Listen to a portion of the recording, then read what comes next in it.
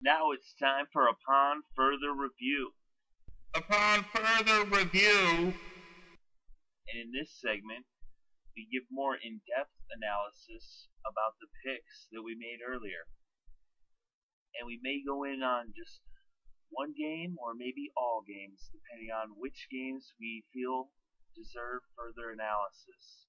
So some weeks there's going to be more better matchups, and in other weeks there won't be as many. Starting off though, I definitely see a lot of good games scheduled for week one, especially since right now in the season we don't really know who's who.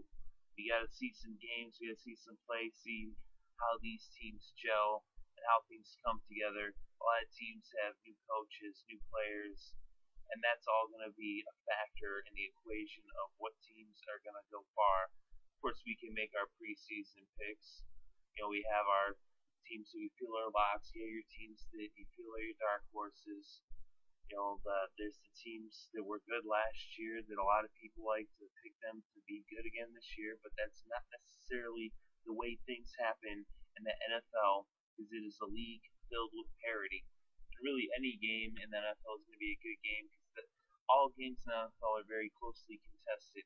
Even games where it might seem where it's not, and it could be a blow up and the score might get run up, it still is a game of inches.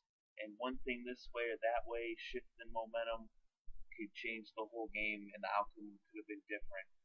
So in the NFL, you always have to bring your A game, because on any given Sunday, any team can be any team. Or Thursday or Monday, as it were. And as it is, we have the first game of the season, a Thursday night game against the Green Bay Packers and the Seattle Seahawks. The Seattle Seahawks are the defending champions, so it's good to see them playing the first game of the year and on prime time on NBC. That's tonight, September 4th at 8:30 p.m. And the Packers and the Seahawks definitely have a heated rivalry going back to a couple years ago with the Fail Mary play, very controversial play. Not going to get all into that, but I'm sure that everybody out there listening, that you know all about it already. As it is, these teams are very competitive. And Aaron Rodgers, he was injured most of last year, and now he's coming back, and hopefully he can be healthy. At least that's what the fans in Green Bay hope. Of course, on the other end, we have Seattle, who's got one of the top defenses. They had the number one defense last year for sure. And we'll see if they can remain on top of the defensive mountain, if anyone can knock them off of that hill. They've also got other weapons on offense. You got Russell Wilson, Marshawn Lynch. Of course, they did see an exodus of Golden Tate, but they showed last year that they actually have plenty of talent at receiver. And Percy Harvin was injured, and now he's healthy, and hopefully he can stay healthy. That's what the fans in Seattle are hoping. Really, fans all around the NFL want to see all the players stay healthy, because we want to see the best players out there with the best skills playing the best football. Injuries do happen, that's part of the game, it's inevitable, but of course we hope they don't happen. You do not wish that on anyone. So these teams going at it. Of course, earlier you heard I'm taking the Seahawks, we're both taking the Seahawks. Of course, the Packers, you never know with Aaron Rodgers, he can make things happen. We'll see who the Packers are, From one season to the next, it seems the Packers kind of can go up and down. Of course, injuries do play a big role in that. Personally, I think the Packers got lots of talent. Of course, I think their coaching is overrated. I have to say that the Seattle Seahawks are a much better coached team. Pete Carroll is a genius.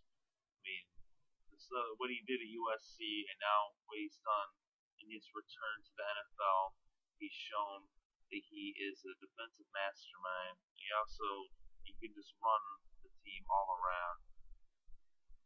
So I'm definitely going with the Seahawks here, and I expect this to be a tightly contested game though, but you never know in Seattle, because momentum shifts a certain way, and next thing you know, Seahawks will be up by 3 touchdowns. Is that going to happen, or will it be tight? That remains to be seen, but either possibility exists. So in Seattle, fans get really loud in Seattle. that can have a tremendous effect.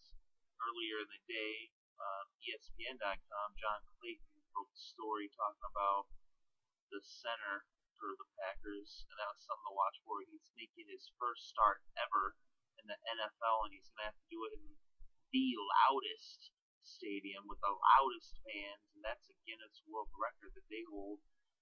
Just barely. It's really close between them and Kansas City, but they officially are the loudest. So it's going to be tough making those calls at the line of scrimmage. And he's a rookie. This is his first game he's ever played at center in the NFL. So that's not going to be an easy task. Is he going to be up to the task? That's going to be the question that will be answered tonight in front of a nationwide audience. As all eyes will be on that Green Bay Packer offensive line, facing off against a great defensive line, a great defense. And even once, depending on what happens up there in the trenches, Aaron Rodgers still has to deal with that secondary, the Legion of Boom, the best secondary in all of football, led by Richard Sherman, who has led the league for the past 2, maybe 3 seasons in interceptions. No, should last 2, I think 3 years. Of course, we also got some other good corners in that division. Patterson's name more, but Peterson. But yeah, that's how things are going to shape up. I think the Packers probably are going to, they should be having some success running the ball. But turnovers are going to be the difference in this game, and that ball-hawking defense of the Seahawks, they cause turnovers. They're going to get to the ball, and that's going to be the difference. The defense may or may not score. Whether they score or not, they definitely will put points on the board from their turnovers in terms of those turnovers will turn into points, whether it's a field goal by Hushka or whether Russell Wilson throws a touchdown, runs it in, or it's Money Marshawn Lynch in beast mode coming across the goal line. So that's further analysis upon further review. Well, that about wraps it up here for our NFL prediction show for Week 1 here on 21st Sports.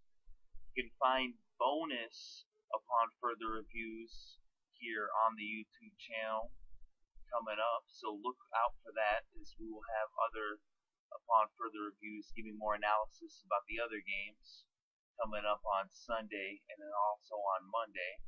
So keep an eye out for those, and keep an eye out for further shows every single week. We'll have the prediction shows, we'll also have summary shows, and we're going to have more segments debut throughout the year, so keep an ear out and an eye out for those. Thanks for listening. Let us know what you think about the show, what you think about our quick picks, our fantasy fortunes, and our upon further review in the comments below. Don't forget to hit the like button and subscribe.